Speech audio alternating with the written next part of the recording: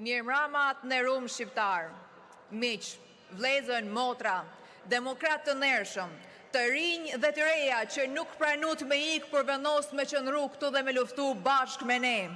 Sot, nuk jam këtu si një politikane që ankohet, por si njëna për jush që vi nga alternativa e re e meritokracisë.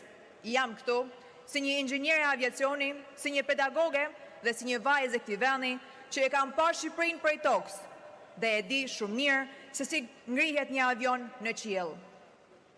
Dhe po jo them diçka që e di me siguri. Një avion nuk ngrihet në qiell nëse pilotët janë hajdut.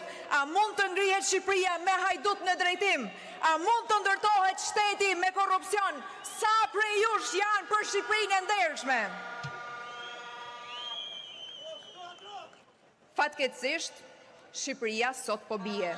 Jo se s'ka krah, as se nuk ka vend ku mu ngrit, por sepse është pushtuar nga një sekt kleptomanësh që kanë marrë peng të gjitha instrumentet, ekonominë, drejtësinë, zgjedhjet, ardhmërinë tonë. Atëherë, kush do ta ngrejë këtë vend? Ne, të gjithë së bashku do ta ngrejmë këtë vend, sepse një avion nuk ngrihet me justifikime. Nuk ngrihet as me korrupsion, as me hajdut në kabinë. Një avion ngrihet vetëm kur çdo sistem është i pastër, çdo komponent është i saktë dhe çdo pilot është i ndershëm. Shqipëria jonë sot është një avion që është mbajtur në tokë me qëllim. E kanë sabotuar, e kanë platshkitur, e kanë mbushur me njerëz që nuk din të drejtojnë, por din vetëm të vjedhin. Paratë e pista po ushqejnë krimin, korrupsioni po i pit gjakun rinis dhe indiferenca e intelektualëve po e vret këtë vend.